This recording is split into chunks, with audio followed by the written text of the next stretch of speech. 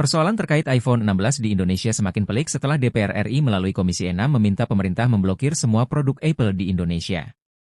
Anggota Komisi 6 DPR dari fraksi PDIP, Mufti Anam, mengungkapkan bahwa permintaan Apple untuk memperoleh tax holiday atau pembebasan pajak selama 50 tahun sebagai syarat investasi di Indonesia merupakan tuntutan yang tidak masuk akal. Sebelum dilanjutkan, jangan lupa like, komen, dan subscribe untuk mendukung program-program kemanusiaan dan untuk perkembangan channel ini. Apple meminta tax holiday selama 50 tahun kalau mau investasi di Indonesia, ini benar-benar keterlaluan. Sudah selayaknya iPhone diblokir di negara kita. Kami dan rakyat Indonesia geram dengan tuntutan seperti ini, ya ujarnya dalam rapat kerja Komisi 6 DPR RI bersama Menteri BUMN, Erick Thohir.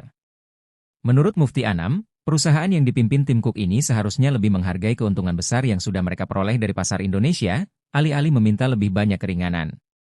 Permintaan Apple ini membuat DPR RI mendorong Menteri BUMN Erick Thohir agar ikut mengambil tindakan dan tidak terlalu bergantung pada produk Apple.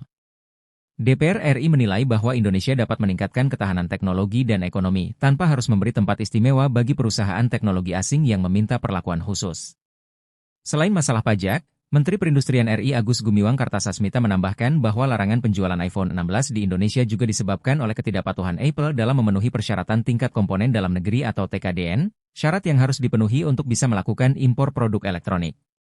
Sesuai Peraturan Menteri Perindustrian Nomor 29 Tahun 2017, ada 3 skema TKDN yang bisa dipilih untuk produk seperti ponsel dan tablet, produksi dalam negeri, pengembangan aplikasi lokal, dan inovasi domestik. Apple memilih skema inovasi, tetapi izinnya kini sudah kedaluarsa dan belum diperpanjang.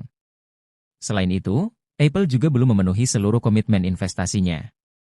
Dari total komitmen sebesar 1,71 triliun rupiah, baru 1,48 triliun rupiah yang terrealisasi, sementara Indonesia masih menunggu tambahan investasi sebesar 240 miliar rupiah.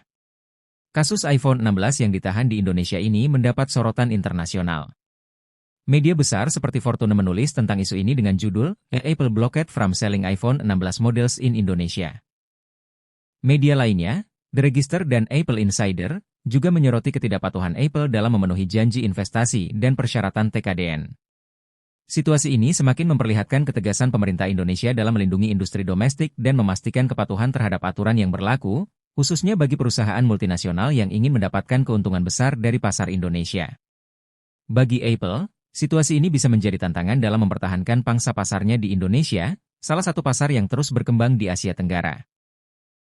Di sisi lain, permintaan DPR untuk memblokir produk Apple memperlihatkan upaya wakil rakyat untuk mempertahankan kedaulatan ekonomi dan meminta perusahaan besar untuk menghargai aturan yang berlaku di Indonesia.